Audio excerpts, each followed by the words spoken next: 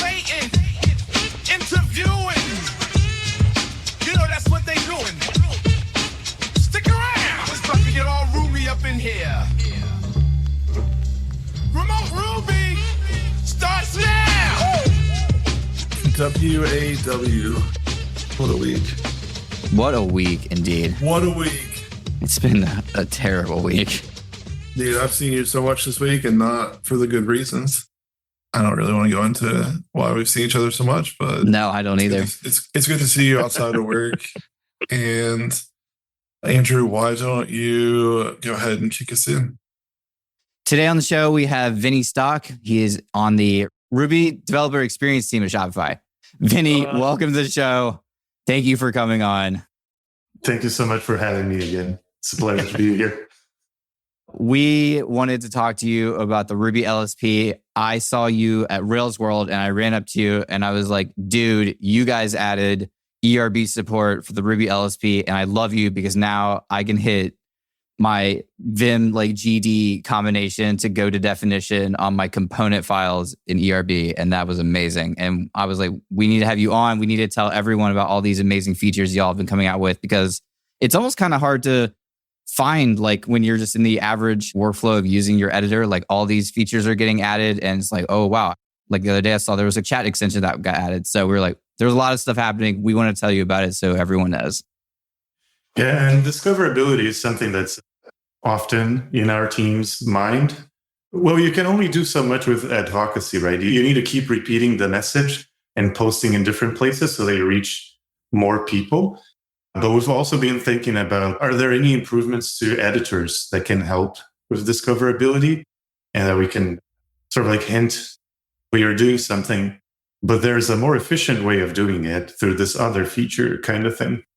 Because we see the same type of thing over and over again where people are not aware of the features that are available. Yeah, I think when I use the LSP, it's like whenever something pops up, then I'm like, oh, cool. But like, I'm not even remotely aware of all of the things that it does and what I could be doing.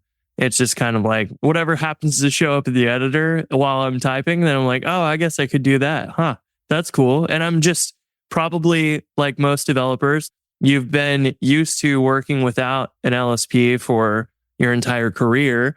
And now you have these tools because we're in Ruby. We're not in a types language that has always had those IDE features.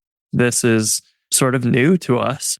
It's like, how do you do that? And I don't know if like when plugins update in VS Code, you know, like when VS Code updates, it's like, here's a new tab with all the new features. I don't know that there's necessarily a hook for a plugin to like, hey, here's the new stuff that we just shipped or whatever since the last version. That's actually a very interesting idea. So there is a changelog as part of the extensions, which if you click on the extensions tab in VS Code and you go to a particular extension, you can see the recent changelog. But here's the catch. There are always two versions involved because there's the VS Code extension version and there's the server, which is a Ruby gem. And their changelog is different because some things are VS Code specific, other things are general to the language server. We actually hadn't had that idea before of like, oh, if we successfully upgraded the server, maybe we can show the changelog for the recent stuff that they are just going to get access to. So yeah, that's a really nice idea. I'm going to look into that. Well, there you go. As long as it's not something like the Faraday retry little warning I get every single time I like open the Rails console or whatever.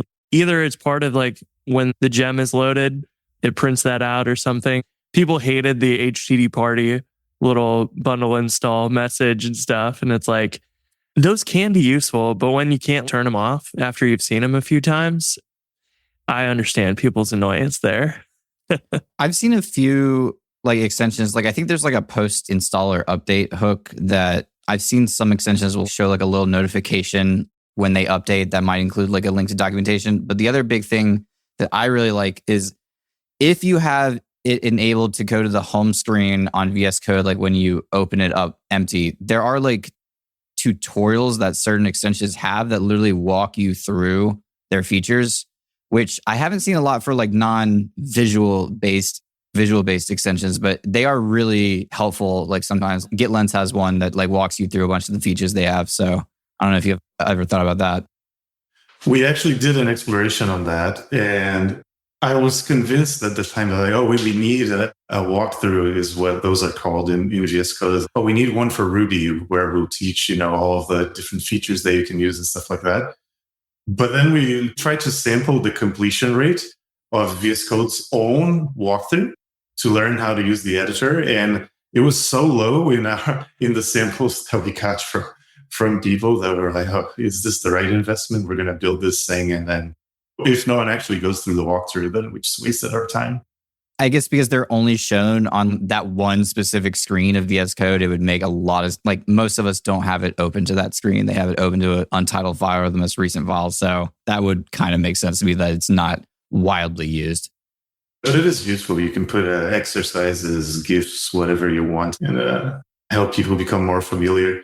For what it's worth, the VS Code getting started documentation is really good. And I always recommend people take a look at that because the stuff that you learn there doesn't apply only to Ruby. It applies to Ruby and every other language they use in VS Code. So it really helps you become more efficient in general. When you started working on the Ruby LSP, did you feel that you'd become a VS Code expert? Originally, I didn't use VS Code, but when I switched to the team was working on Sorbet and it had the VS Code extension for Sorbet. And I wanted to dog food the experience. I think if you create tools, you need to use the tools that you create to really drive the experience and improve it on a daily basis. And then when I switched to VS Code, I didn't know how to do anything, but also was not very happy with the experience for Ruby out of the box. And that's sort of what ended up getting me into language servers. I remember listening years and years ago to the creator of the original Ruby extension for VS Code. They joined the VS Code team and then basically dropped the extension. I tried to contribute to that extension multiple times. It was just a disaster. So when Ruby LSP came along, it was like, oh my God, everything works. And there's not all these randomly weird bugs that occur because of this random configuration that you have in your app, etc. So it's been really nice. The only thing I have run into is sometimes I'll have to like manually run bundle install and pass the Ruby LSP gem file, which a lot of people don't know exists. I found out that it creates that .ruby LSP hidden folder in your directory. You want to talk about what that does and why there's a gem file in there and what came about for that? Well, when we were just starting working on the LSP, we essentially realized that we had two conflicting requirements. So one is adding the language server executable as a project dependency is very unusual. Take a look at any other language. If you work on TypeScript, you don't add the TypeScript language server as a part of your package JSON dependencies. Same thing for really any other language, Rust, Python. You don't normally do that. However, because of how Ruby gems work, you can only require something that's a part of the bundle if you're actually a part of the bundle. And so we couldn't require Rubocop and all of the extensions they were using, like Rubocop Rails and Rubocop Performance and stuff like that, if we weren't a part of the bundle somehow, because the bundler will set up your load path and you can only require gems that are a part of it. And so these two conflicting requirements were like, okay, how do we ensure that people don't have to add the Ruby LSP gem to all of their projects? But at the same time, we still can require the right version of the linter they're using with all of the right extensions and stuff like that. And so the idea that came out of that is like, the only way that we can actually do that is to have a composed bundle that we manage and that's going to include the Ruby LSP gem so that we can have that as part of the bundle, but also everything else in your project. And so what the Ruby LSP does is it will create gem file in a hidden directory .ruby-lsp. And the only thing that gem file does is it includes the project's gem file and the Ruby LSP itself. And for the debugging functionality, if you don't have debug in your gem file, it'll also include debug, so that with no configuration required, you can also start debugging any sort of project you're working on. And that's sort of the reason we went with that approach. The bundler team is working on essentially the same type of solution, but with a more elegant and sophisticated approach, which is using bundler internals and like well integrated into bundler without trying to reach from the outside, which is what the Ruby LSP does. They're calling it bundler compose, but there are still a few little things that we do that bundler compose doesn't do yet that we are still aligning with them to be able to switch. But it's essentially the same idea. If you use bundler compose, it creates a composed gem file. And then in the .bundle directory, you'll see that you get this extra lock file with the added gems. It's part of the project dependencies. That sounds cool. So that makes sense. Now we know why there's that folder there. I had talked to a few people about it before, so I kind of knew, but I've had a few people ask me, so thank you for the explanation. Let's talk about some of the new features that have been added since you were last on the show. I think you said before the show started, there are like 110 releases since we last talked. More than 130, actually. 130? Counting both the server and the extension. It's more than Google Chrome has released. And that's actually one of the advantages of the composed bundle approach as well, which is that we can deliver auto updates. Because it was also another reason why we went this way. Because if you have to wait for automated updates on GitHub as part of your dependencies, the speed in which we can get releases in people's hands is much slower. Whereas if the thing can just auto update and be like, oh yeah, there's a new version. Here are all the new features that were released 2 hours ago, then the cycle is just so much shorter than it would be otherwise.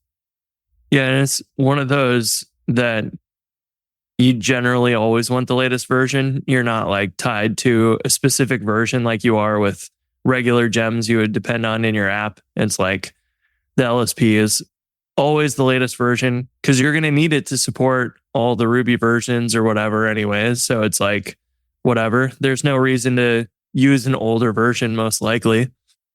That's right. I did consider like, oh, can we add a setting for people to downgrade the server and force a specific old server version, especially for when there are major bugs or something like that.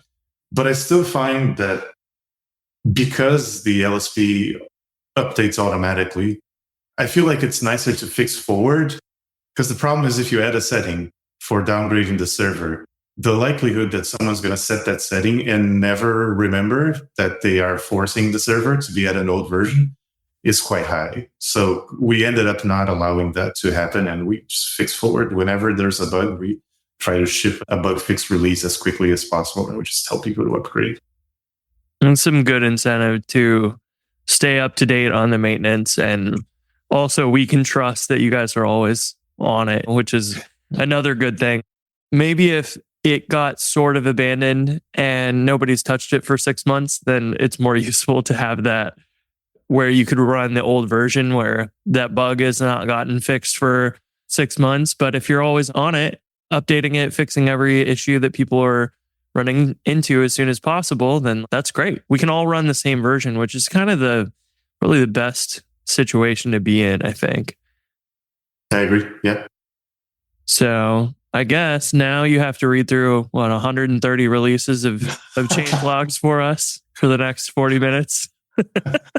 Yeah, give us a dramatic reading of the change logs. Or Please ASMR. Yeah, we need the Shaws too. Make sure you include the Shaws.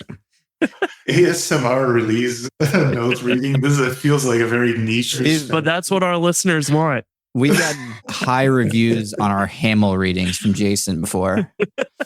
So this is what the people want. I'm telling you. You think they want new LSP features? What they really want is us reading code aloud to them on a podcast. I might have missed the episode, but now I want to stop everything and go listen to It was years ago. Yeah. You might be able to find it if you look up dramatic Hamel reading in remote Ruby with a good Google search, but it's out there. But let's talk about the major features at least. We already mentioned that ERB support was added, which was freaking awesome and huge for me, who writes a lot of Vue components, who hates having to like quickly open the command palette to go find them instead of being able to go to definition on them. So that was sweet. I should mention one thing. Unfortunately, that's only available right now for VS Code. And the reason is because it requires request delegation. And that's not standardized as part of the language server specification yet. So the way it works is in ERB, you essentially have two languages in the same file. You have HTML and you have Ruby in the middle of it. So what happens is if you're editing the Ruby parts, the Ruby LSP will respond for everything that you're doing. So it'll provide completion, it'll provide go to definition.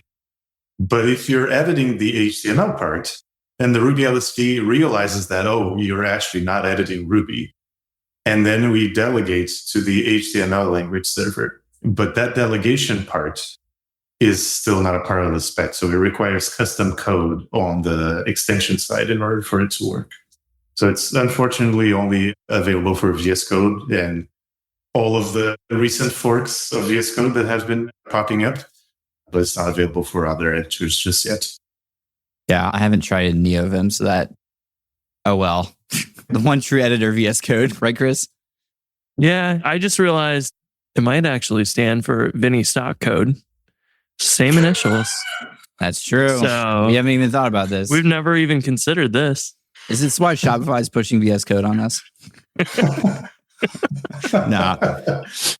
I did want to talk about, I recently saw that y'all added a Copilot agent to VS Code for Ruby. I'm interested how that went and what that project was kind of like. Since the new AI features started coming out, it had been on my mind for a while. Can we do something in this space for Ruby? I was actually trying for a long time, but failing to make anything that was actually useful and worked properly. But then more recently, VS Code shipped the APIs to enhance the chat. Just as context for people who are not aware of this, in the Copilot chat, you can either just talk to the chat normally, like you just start typing and that's it. Or you can also select an agent to talk to, which is done with the @ symbol. So if you do @workspace, it's the workspace agent that will answer anything related to workspace. And each agent can have its own commands as well for specific things. Essentially, what they all are, if you take a look under the hood, is they're all just specific commands for the chat to gather context that is relevant for a particular action and then provide all of that to the chat so that you don't have to do it yourself. That's essentially what they all are. It was actually the one that we currently have. It was added during Hack Days. We were having a Hack Days at Shopify. And I had an idea. I was like, okay, one of the things that I always enjoy doing in Rails app is domain-driven design. So trying to think, okay, I have this concept in real life. How do I model this in code? And what is the smarter way of doing it, the most flexible way? And so I was thinking, what if we could have a smart command for the chat that will collect your schema, the current state of your application, that will send this pre-configured prompt and essentially help you model things, but also hook into Rails itself and provide you with some extra conveniences. And so that's the one command that we currently have is if you're using the Ruby LSP, that would be @Ruby to pull up the Ruby agent and then /design for the domain-driven design command. And it will ask you to explain what type of application you're working on and what type of concept you want to model into code. So the example that I recorded a while back was I'm working on a school application. I already have a table for students. How do I model courses and enrollments? And then it will generate suggestion for the schema for those tables. And it will also provide you with buttons to invoke our Rails generator integration. So if you click the generate button, it will use the Rails generators to create exactly the schema that Copilot generated. And because the chat is interactive and it remembers the context from the previous interactions, you can just keep chatting. So if you're like, oh, I don't like this schema because it forgot whatever, some field, actually you need to add this thing and it will regenerate the schema, and you can keep going back and forth until you land on something and then you click to generate. Yo, quick question for you. Do you want higher clarity into production but don't have the time to become a wizard in observability? Honeybadger Insights is exactly what you need. Forget the old school trio of logs, metrics, and traces. We're talking structured events that don't just sit there. They're your treasure map to solving mysteries in your app. With Honeybadger, sling your logs and events into the mix and voila, you just unlock the power of Honeybadger's new query language, BadgerQL. It's like having a conversation with your data. Ask it anything. Turn mishaps into metrics and showcase your wins on dashboards that even the marketing team will drool over. And guess what? This isn't just for big spenders. Honeybadger's got you covered with a free plan that packs a punch, including error tracking, uptime monitoring, sleek status pages, and more. Oh, and speaking of errors, Honeybadger treats them like VIPs at the club. With Insights and BadgerQL, your errors aren't just problems, they're opportunities. Explore your data in ways you didn't think were possible and get the insights that you deserve. Check out honeybadger.io. That's right, honeybadger.io. I saw when the extension like API came out for Copilot, and I was like, this is really interesting. And I saw someone introduced a way for you to like chat with if you had the MySQL extension, you could chat with your MySQL database. So it's really cool to see some of these ideas kind of coming over to Ruby. Speaking of the Rails generator feature, you want to talk about what that is? Because I just saw that, I think, yesterday for the first time. Yeah, it is essentially a way to invoke the Rails generators through VS Code, so through the UI. The advantage is that we can add a few convenience things on top of it. So, for example, if you generate anything through the UI, we automatically open in the editor all of the files that were generated by that command, but we also auto-format them using your project's configuration. So they already end up in the, well, not final state because you're probably going to edit them, but like in a more advanced state than they would be after just generation. And we also added the integration for reverting a generation, which is actually a feature that I didn't know existed. And a colleague of mine taught me that it existed, but if you do Rails destroy with the same exact command that you use to generate a resource, it will revert all of the changes that it made, which I thought was very nice. I didn't know that existed. Jason taught me that. I didn't know about that either. I use that all the time. It was a long time before I learned that existed, because how often do you need to do that? Not that often. We actually do in building Jumpstart. I spin up a scaffold for a post model and check some things, make sure it added itself to the nav automatically, and then undo that. For the most part, that's all like just rake stuff, I think, or whatever. There's the invoke and then revoke or something, 2 directions for every rake task or whatever that you can like use, which is sweet. That's like really handy, especially when you make a little typo or something in your model name or whatever, and it generates all these files. And you're like, do I really have to clean up all of these? This sucks. And then you just change the G to a D. I always use the shortcut for them. And then boom, done, fixed. You just have to remember, if you ran the migration, you got to roll back first. That's the one gotcha I always forget. Shouldn't be too hard to make the generator check for whether you ran the generated migration. I guess, yeah. I'm not sure. I mean, in theory, you just check the schema migrations table for that same timestamp, and it has to find the migration anyways, because it deletes that file. It just happens to like ignore the timestamp in the migration file name, that portion of it, because the rest of it's got to be unique. So that probably is pretty doable, actually. That would be really nice. I've just like dealt with it, never even questioned that, like, you know, it's one of those things where you're like, yeah, you just have to do that. It makes sense that it doesn't detect it. But to go the next thought to like, well, why don't we fix that? That's always good. And that's, I guess, what you guys are doing in general. When you hear one of those stories, then it's like, oh, we should just see if we can fix that and make that automatic. I think that's one of the mindset shifts that is most important for working with tooling, is like paying a lot of attention, like being very aware to what you're doing and questioning it. Is like, all right, I'm doing this, but do I need to be doing this? Is there no other way that I could reach the end goal without this step? Which is not an easy thing to, like, it's a muscle you have to exercise on a daily basis. It's not very easy. It didn't come natural to me. I agree with that. We get some of that, but only one where when I'm working on Jumpstart or something, I catch those moments where it's like, I'm telling somebody how I'd go build referral codes or something. And it's, well, why don't we just do that for you and provide that as a library you could use?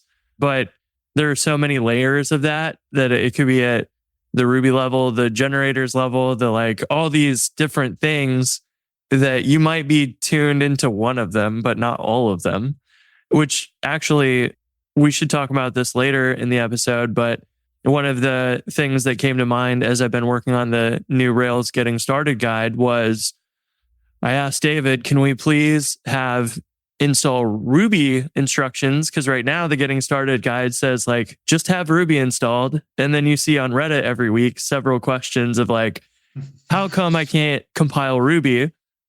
So I added a little section for that, but I was talking to like Ufuk and Tenderlove at RubyConf and a few other people, but the idea was pretty much if I installed Node.js with Mize or ASDF or something, it just downloads a tarball and extracts it, and it's just done. And I was like, well, why don't we have a precompiled version of Ruby that you could just grab for Mac OS or Ubuntu and just do it? And I think there's some complexity in there. It's not easy. And there's some sort of like hard-coded folder or directory names or something in Ruby that it builds or whatever. But we don't have to talk about that right now. But it was one of the things that was like, I know it's possible because Node and everybody else is doing it. And to get more people into Ruby or Rails, if it's just as simple as a 30-second download and you're off to the races with the latest Ruby, it would be so much easier for people to get in. You don't have to install Homebrew.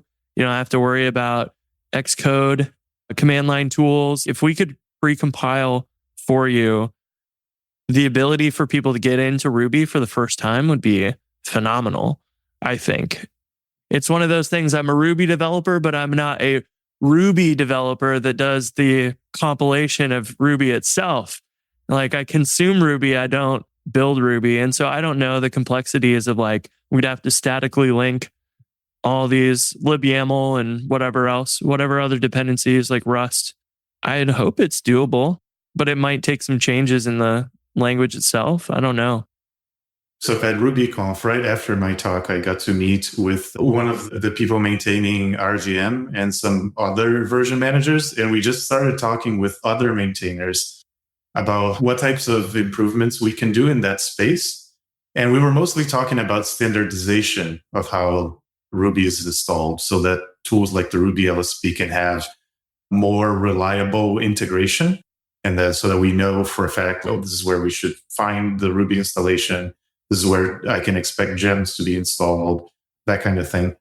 I also came into the discussion. I was like, since we have all of this knowledge about all of these maintainers who already maintain version managers, let's try to push this to the next level, right? Can we have something that instead of being written in shell scripts is written in something like Rust and it provides bindings for other languages so that the Ruby LSP, the VS Code extension, can just use the version manager as a Node.js package and share the same logic exactly as what would happen in your terminal? Can we try to precompile Rubies if it's too difficult for every operating system? Can we do it for the most common ones at least? We are currently talking through that and trying to see what we can do if we can improve it. But I 100% agree. Like it is so easy to get started with certain languages these days, like Node or Rust. And we should strive to get to that degree of easiness to get started, because the more people can get a chance to try Ruby, the more people are going to enjoy it, because the language is really nice once you actually get to try it. What version manager do you use, since we've been taking polls recently? I use a CH Ruby, which I'm still unsure if that's the right pronunciation, but I'm still going with the same one. You're one of the first people who said Cherubi. that. I knew that was an option, and I've had a few people tell me that in the past, but I haven't heard that in a while. So congrats. I think RBM is the most popular one, at least based on the Ruby on Rails community survey. It's the number one. I Yeah. just switched to Mize. Yeah, RBM has been out for so long, and then was kind of one of the first ones that was like, we're not going to override shell stuff or whatever like RBM does. And that kind of got, I feel like, a huge adoption because of that. And then similar timing, I think CH Ruby came out somewhere around then, maybe a little after or whatever. But then I was like starting to use Node, and then I had to have RBM and RVM. And then if you needed any other language, it was like, you got to have Rust up and whatever else. So then that's what led me to like ASDF. But ASDF, it's all in Bash. And so it's pretty gnarly, but also just kind of slow for that reason. And Mize is what I've been moving to since David added that to Omakube, and it's all in Rust, and also uses like the ASDF plugins if you need them. So if it doesn't have like the native Postgres support, like ASDF has a plugin for Postgres, so you could just use that to add anything to Mize, which has been great, except for the one thing that's annoying is when you're first starting up using it, it tries not to use shims at all, which is really cool, but it injects itself into your prompt to then call a function to modify the path. And the annoying thing I've noticed is that if this is your first install, you install Ruby, then you may have to restart your terminal, then you gem install Rails, and then you also might have to restart your terminal for the Rails command to be detected in the right location. And there must be something with the prompt You just need integration. to recall Mize activate, dude. You don't need to restart the whole shell. Yeah, but like I've already done Mize activate like right after I installed it. I've done this like 100 times with it, and I don't know exactly what's wrong with that, but it's like close, really close to being seamless. And the shims are annoying, and not having to deal with those is great because it's kind of like whatever directory you're in, it's added to the path for you, and boom, you should be good to go. But something about it is not perfect on it. Not sure what, but it's getting close. But then it's really cool because I use one tool for every language. Could just be Ruby, but if I ever need Tailwind, then I might need Node or something. And Postgres and Redis too. I use that with Mize as well. yeah, it's super awesome. I actually switched to Mize after I saw the Ruby LSP added as a supported provider. There you go. Yeah. I mean, if it wasn't, then it was like less incentive to switch to Mize. Now it's all first party supported. As we kind of get closer to the end here, what are the other things that we haven't talked about that have been added that you want people to know about? I think the main highlight was better method support and the improvements to the indexer. I can't remember for sure, but I don't think we had any of that when I was last on the podcast. Essentially, we built this code indexer for Ruby, which currently is in the same repository as the Ruby LSP. We are constantly trying to improve the amount of coverage of the declarations it can detect and how smart it can be about resolving things. It is a fully lazy approach to the implementation. So if you don't interact with a constant, for example, it may never be resolved until you actually interact with it to do less work and spend less memory, as little memory as you can possibly spend.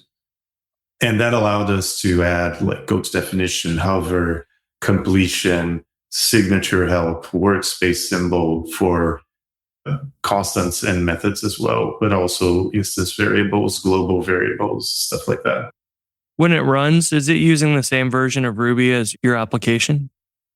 It is. And the reason is because we need to be able to do the compose bundle and hook into your projects bundle, it would be risky to try to use a different Ruby version, because you could have, for example, let's say you have, I don't know, let's say you have a Ruby 2.3 installed, but your project depends on Ruby 3.2, and then you have some gem that is constraining the version of Ruby, or your own project constrains the version in the gem file. Then if we try to boot with whatever the latest version was, it would crash immediately, right? Bundler wouldn't accept that. So we always launch with the same version of Ruby. It also allows us to index the right files for default gems, because they come with your Ruby installation, and we automatically detect where your Ruby installation is, and we index the code for all of the default gems. So you get the completions that are relevant for your Ruby version and not for some other Ruby version. Yeah, that makes sense. Do you have to like then write backwards compatible Ruby for the LSP?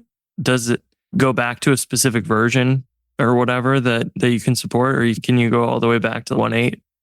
Because Prism also has Ruby constraints. So at the very least, we're constrained to the same constraints as Prism, but we only support 3.0 and up.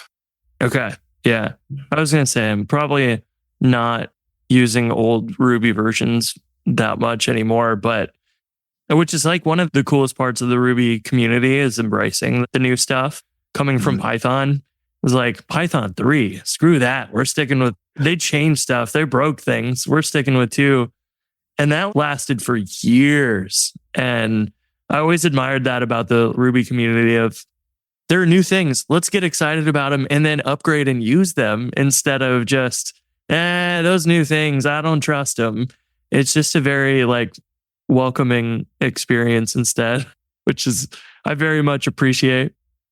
Yeah, I agree with that. And I should mention, though, we do have a workaround for older Ruby versions. So if your project is on 2.7 or 2.6, you can point to like a separate gem file just for the Ruby LSP, and then you can run the LSP in one Ruby version and you run your project on an older one. But I also feel like it's nice in a sense to have that friction, because the end of life Rubies are not updated even for security anymore. It is a good idea to upgrade the Ruby version, at least to the ones that are still supported. And I kind of enjoy that there's a little bit of friction. Like you can still use it with older Rubies, but it would just not be the best experience you can have. It's kind of like a carrot. So yeah, if you upgrade, look at all the stuff that you could have in your editor. Yeah, I had just never even thought about that until you were talking earlier about it. And that's such a good incentive too, because there are things like Rails LTS, which will, if you absolutely cannot afford to upgrade your Rails app or whatever, it will help maintain security updates or whatever. But it's kind of like the cost of that is fine, but hopefully you would be able to find a way to upgrade. And if you can at least keep some sort of activity keeping up to date, then if you do it in the moment, it's not so bad. But if you let it go for too long, then you can be like, well, we're still on Rails 3 or Rails 4, and going up to 8 can be quite a challenge. But also Ruby and Rails have been very non-breaking for quite some time. It's mostly adding new features as opposed to Ruby 2 broke some stuff, but introduced a bunch of new things or whatever. But it's not as bad as it used to be. Things are much more stable now. Yeah, the 3.0 had the keyword argument. Oh, right. Which was the most difficult recent change. But it was also pretty much just that. There weren't a lot of other breaking changes as part of 3.0. The problem is what you mentioned, right? If you don't do the upgrades for a lot of stuff, it just sort of becomes this intertwined web of things that you have to do, because then, oh yeah, the upgrade from 3.0 to 3.1 is very easy. But now this gem doesn't support 3.1, so now I have to upgrade that one too. But then if I upgrade that one, then it doesn't work with the other ones. You just end up in situations like, okay, now I need to upgrade everything or I can't move. And some of that is like, that gem got abandoned, so we can only upgrade so far. And then we have to upgrade the gem ourselves and maintain it now in a fork, or we have to just replace it or something. And that's where it gets so far in the weeds so fast that like it's understandable that the upgrade costs would just be enormous for some of those projects that didn't. So this is good encouragement to keep up to date or whatever, which is thankfully way, way, way easier now too. Are there more things that you wanted to point out on new big improvements? I think we covered most of the big things. We are also doing a lot of work with the add-on API. So for folks who aren't familiar, the Ruby LSP has an API layer that you can enhance the features that it supports through other gems. We add Rails specific features through that, but there's also RSpec support. Standard, the linter, has recently shipped with linting and formatting integrations as well. We've been doing a lot of work to advance that as well and try to figure out, okay, what's the most powerful API that we can provide for people to be able to add specific features for their frameworks and their tools in a way that's easy and intuitive, and it doesn't require them to write an enormous amount of code, right? It doesn't require handling things like encodings and how to represent documents and stuff like that, which is very fundamental language server things that take more work than you would expect to get right. So I personally am very excited about that because the more we mature the API, the easier it becomes to like, oh yeah, I want to handle this specific completion case that is a DSL and cannot be detected automatically. Then it just becomes very easy to do, and you can really provide a specific rich experience for the project that you're currently working on. So I'm really excited about that. There's still not many add-ons out there, but I'm still excited about it. And I've been considering if it would be worth something like a workshop in one of the conferences about how to build add-ons. What kind of ideas would you give to people out there for taking advantage of this? If I have a gem and I'm like, oh, this sounds really interesting, what would you even advise? Just give some people some ideas out there for how they could take advantage of this. Yeah, I think since most folks are familiar with Rails, or even if they don't use it, have some degree of familiarity, I think it's easier to think about Rails things, right? So, for example, when you invoke belongs to in a model, Rails will automatically create a bunch of methods for you. So if you do belongs to user, you get a user method, you get a user equals method, you get a ton of different things automatically generated for you. That's not part of Ruby itself. It's a DSL. Like, it's not a regular method declaration. It's meta programming. But we handle that with the Rails add-on. So if you find a belongs to in a model, we know which methods are going to be generated, and we just automatically add that to the knowledge of the LSP so that you'll get completion, goats definition, and stuff like that. Another example is handling concerns. So concerns have that pattern where if you include a module that is marked as a concern, and you have class methods module inside of the concern, that module is automatically extended for you. We also handle that as part of the add-on API. It also provides you hooks to define included hooks from a static analysis perspective. So you can say, oh, whoever includes this module, it will also get an extension on this other thing. Another DSL that we handle is if you use callbacks like before save, before create, and you pass it symbol with a method name, that symbol is also a DSL because from Ruby's perspective, it's just a symbol. But from Rails' perspective, it's like a pointer to a method. And so we provide go to definition for those with the add-on API. So it's like, oh, if you're trying to go to the definition of this symbol in a callback invocation, then you're actually just looking for this method name. Just search for that and jump to it. So you can handle any sort of domain-specific language that is created for your gem using meta programming. That's the whole cell of the add-on API. Sweet. That seems really helpful for gem maintainers. Yeah. Do you have like a little template for getting started with that so that people, if they do have a gem. I don't know, maybe our notice gem or something might have some of those that could be a little bit more, I don't know, even like just providing some like example things where we have like a deliver by email. And if we could just detect that it was the email one, then we could show you like, here's autocomplete or something for just the options that delivery method provided. I'd be really interested in making that stuff integrated. It would be helpful to have some sort of provide this, register it here, whatever, when you require the gem. And I'm just curious what it takes to do something like that. We do have documentation for add-ons. I will share here on the chat so that we can put it on the show notes. I would say that the documentation may not be as rich as I would like. So if you have feedback about the documentation, please do let us know if something is confusing or if it's not detailed enough. But it does have examples for how to look up a linter and formatter. It does have examples on how to enhance the indexing knowledge of the Ruby LSP. It has example about how to handle specific types of DSLs for hover or definition and things like that. We want to improve the documentation so that it's easier and more intuitive to get started. As a more distant dream, it would be very nice if we could provide something like a generator that you could generate the boilerplate automatically for your add-on and get you started. But for now, we provide help with issues or on the Ruby DX Slack. And if anything is not clear with the documentation, do let us know. I definitely would love to try this.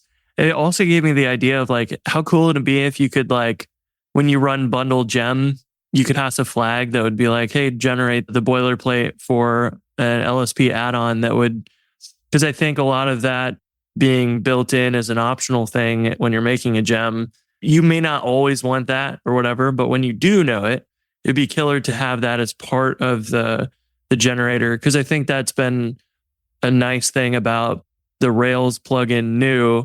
You can choose if it's a rail tie, a mountable engine, a regular engine, and choose those options.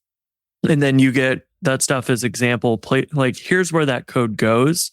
Because it's just a lot of overhead where I'm like, I don't even know how the LSP works internally. So getting all this set up is going to probably take me quite a bit of time to figure out. I know what I want to achieve, but how do I go do that?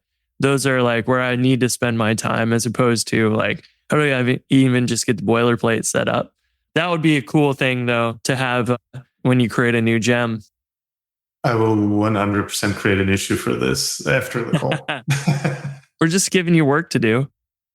Well, Vinny, I think that is all the questions that we have. Is there anything else that you want to let people know before we wrap things up here? No, I think this is pretty much it. Where can people find you online if they want to hear more from you? Usually at Vini stock, so that's VINI, and then stock as in stock market altogether. I'm on X and Blue Sky, but I'm also on GitHub with that same username. Sweet. Well, remember VS really, as in Vinny stock code. Yeah. My secret has been uncovered. We really appreciate you coming on. We also really appreciate you and the work you and your team have done on this. Like, this has really made our lives a lot better. I know I've talked to a ton of people who are like, this has made our lives better. So you guys are having a big impact on the community right now, and we are very appreciative. So thank you. Oh, thank you so much. You just made my day. Well, you make my day when I hit go to definition on view component. It is the greatest moment of my life. The work you guys are doing is stuff that I feel like only a company of your size can contribute. You know, like we would love to do more stuff like this ourselves, but like finding the space and the time and the money and whatever else to do that is darn near impossible for smaller companies. So like just everything you guys are doing, it makes the lives for everybody in the community better. It's from editor things to just after all these years of experience with installing Ruby, how can we do that better? All those little details that we take for granted, you guys are like rethinking them, coming up with new approaches, whatever. And yeah, can't say thank you enough. Appreciate that. And it's one of the things that I try to point out in the talk I gave at RubyConf. It's like modern developer tooling is so intertwined and integrated, and every piece of the puzzle is so complex.